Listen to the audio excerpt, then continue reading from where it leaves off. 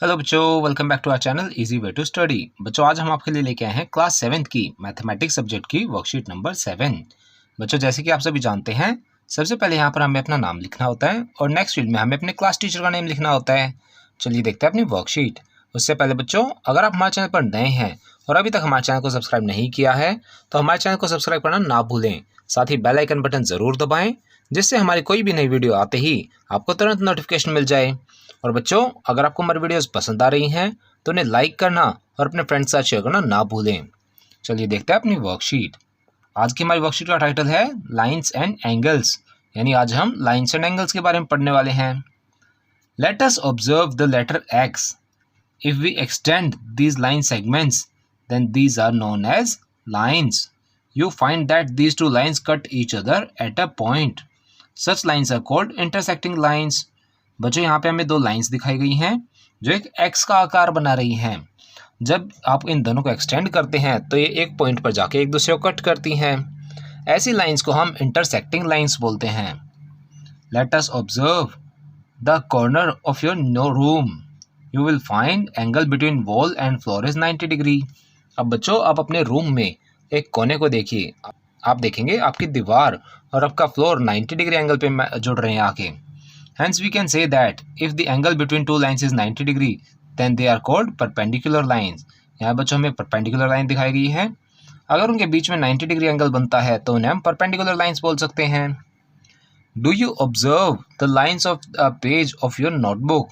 आपने बच्चों अपनी नोटबुक में लाइंस देखी हैं कभी? Measure the distance between these two lines at any two different positions. इन दो लाइंस के बीच में किसी भी दो जगह पे distance नापिए। What will you find? आपको क्या मिला? The distance is same at every position. आप कहीं भी नापेंगे तो इन दोनों लाइंस के बीच का डिस्टेंस हमेशा सेम रहेगा। Hence we can say that these lines will never meet each other and such lines are called parallel lines. तो हम कह सकते हैं कि ये दो लाइनें कभी आपस में नहीं मिलेंगी और ऐसी लाइंस को हम पैरेलल लाइंस बोलते हैं। यहाँ बच्चा एग्जाम्पल दिखाया गया है पैरेलल लाइंस का। इनके बीच में कहीं भी आप देखेंगे तो इनके बीच में डिस्टेंस इक्वल होगा। आगे देखते हैं। आगे में बताया गया if a line falls on two lines then it cut both the lines at different points. अगर एक लाइन किन्हीं दो लाइनों पर पड़ती है तो यह दोनों लाइंस को अलग अलग जगह पे कट करती है। Such lines is known as traversal line. ऐसी लाइन को हम ट्रेवर्सल लाइन बोलते हैं। इस डायग्राम में आप देखेंगे तो एक लाइन आपकी बाकी दो लाइंस को कट कर रही है, तो इस लाइन को हम ट्रेवर्सल लाइन बोलेंगे। इसका बच्चों हमें कुछ बताया गया है, इसमें हमें इसका आंसर देना है। Observe intersecting lines, parallel lines and perpendicular lines in your surrounding. यानी आपके आसपास के वातावरण में देखिए कि यहाँ पे इंटरसेक्टिंग लाइंस, पैरेलल लाइंस और परपेंडिकुलर लाइंस कौन सी हैं।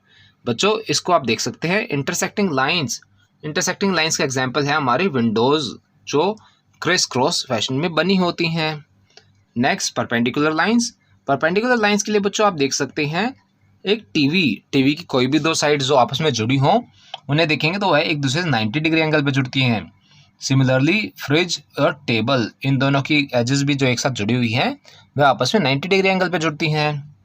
पैरेलल लाइंस का एग्जाम्पल है बच्चों एक दीवार के दो अलग अलग आमने सामने के कोने, वह बच्चों एक पैरेलल लाइन शो करते हैं।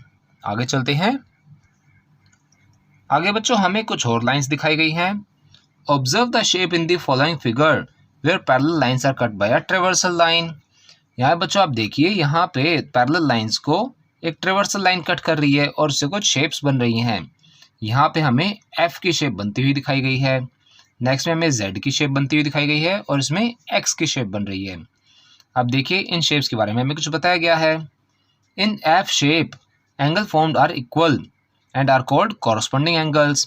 एफ शेप में बच्चों जो एंगल्स बनते हैं यानी कि ये एंगल और ये एंगल, ये दोनों इक्वल होते हैं और इन्हें हम कॉरस्पॉन्डिंग एंगल्स बोलते हैं। Also in F shape the sum of interior angles on the same side of traversal line is 180 degree. बच्चों ट्रेवर्सल लाइन के सेम साइड पे इंटरनल एंगल्स का सम 180 डिग्री होता है। अब इंटरनल एंगल्स कौन से होंगे? एक तो ये एंगल और दूसरा ये एंगल, यानी इन दोनों एंगल्स का जब आप सम करेंगे तो इनका सम 180 डिग्री आएगा। The angles in Z shape are known as alternate interior angles. यानी जेड शेप में जो एंगल्स बने हैं यानी ये वाला और ये वाला, इन्हें हम ऑल्टरनेट इंटीरियर एंगल्स बोलते हैं। Also alternate interior angles are equal in case of parallel lines. अगर बच्चों ये दोनों लाइनें पैरेलल हैं तो इस केस में ऑल्टरनेट इंटीरियर एंगल्स इक्वल होंगे। Angles in x shape is called vertically opposite angles. X shape में कोई भी दो एंगल्स वर्टिकली ऑपोजिट एंगल बोले जाते हैं, जैसे ये एंगल और ये एंगल, ये दोनों बच्चों वर्टिकली ऑपोजिट एंगल हैं। And these are equal to each other, और ये दोनों बराबर होते हैं। इसमें बच्चों दो एंगल्स हो रहे हैं जिन्हें आप वर्टिकली ऑपोजिट बोल सकते हैं, तो ये वाला और एक ये वाला। तो यहाँ पे दो छोटे वाले जो है वह एक दूसरे के वर्टिकली ऑपोजिट हैं, उन दोनों का सम बराबर है। और जो दो बड़े वाले एंगल्स हैं वह एक दूसरे के वर्टिकली ऑपोजिट हैं, उन दोनों का सम भी बराबर है। आगे चलते हैं।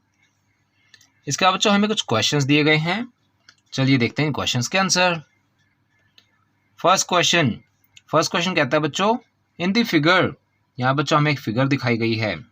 The pair of corresponding angles are, इसमें कॉरस्पॉन्डिंग एंगल्स के पेयर्स कौन से हैं। यहाँ पे आप देखेंगे बच्चों इन एंगल्स को नंबर दिया गया है, तो इसी नंबर के अकॉर्डिंग हमने इसका आंसर लिखा है। यहाँ पे फिगर है, तो इसमें से कॉरस्पॉन्डिंग एंगल्स कौन से हैं। एंगल 1 and 5 कॉरस्पॉन्डिंग एंगल्स हैं। 2 and 6 एक दूसरे कॉरस्पॉन्डिंग है।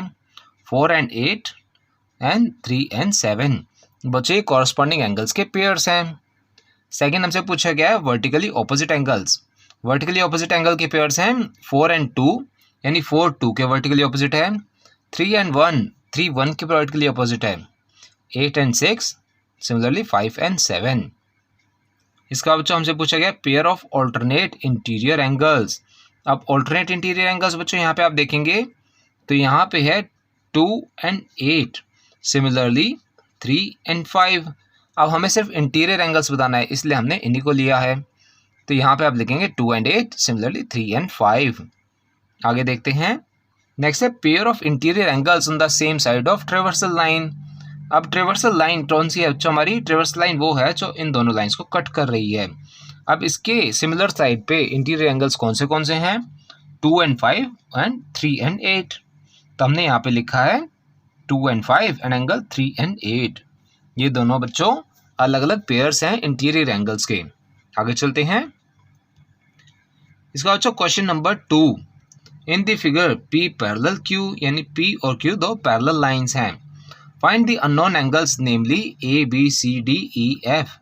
यहाँ बच्चों हमें एक एंगल बताया गया जिसका है सम 125 डिग्री।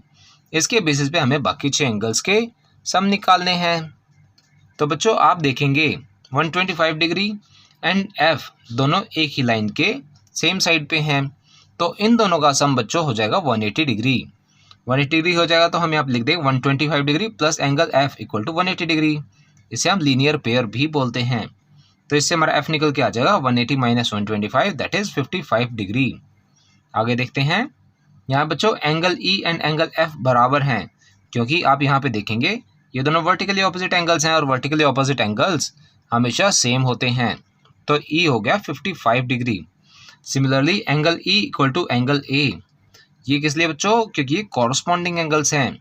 यहाँ पे आप देखेंगे तो ये सेम साइड पे पैरेलल लाइंस के एक ही लाइन के कट होने से बने हैं, तो इन्हें हम बोलेंगे कॉरस्पॉन्डिंग एंगल्स। आगे देखते हैं। Angle C equal to angle A, क्योंकि ये वर्टिकली ऑपोजिट एंगल्स हैं। Angle D equal to 125 degree corresponding angles, and angle B equal to angle D 125 degree vertically opposite angles. चलिए आगे चलते हैं। इसका answer question number 3, if two lines intersect each other then how many angles have been formed. बच्चों अगर दो lines आपस में कट करती है तो उनसे 4 एंगल्स बनते हैं। तो इसका आंसर आप लिख सकते हैं if two lines intersect each other then 4 angles have been formed. यहाँ बच्चों हमने फॉर्म करके भी दिखाया कि 4 एंगल्स कैसे बनेंगे। बच्चों ये हमारी वर्कशीट का लास्ट क्वेश्चन था। इसी के साथ हमारी वर्कशीट यहाँ पर कंप्लीट होती है। आई होप आप सभी को अच्छे समझ में आई होगी। बच्चों अगर आपको हमारी वीडियो पसंद आई हो तो उसे लाइक करना और अपने फ्रेंड्स के साथ शेयर करना ना भूलें। साथ ही अगर आपका कोई क्वेश्चन है तो उसे आप कमेंट सेक्शन में ज़रूर पूछें, हम आपके क्वेश्चन को जल्द से जल्द आंसर करने की कोशिश करेंगे। और बच्चों अगर अभी तक आपने हमारा चैनल सब्सक्राइब नहीं किया है तो ऐसी ही नई नई वीडियोज़ को देखते रहने के लिए हमारे चैनल को सब्सक्राइब करें। साथ ही बेल आइकन बटन ज़रूर दबाएँ, जिससे हमारी कोई भी नई वीडियो आते ही आपको तुरंत नोटिफिकेशन मिल जाए। Thank you.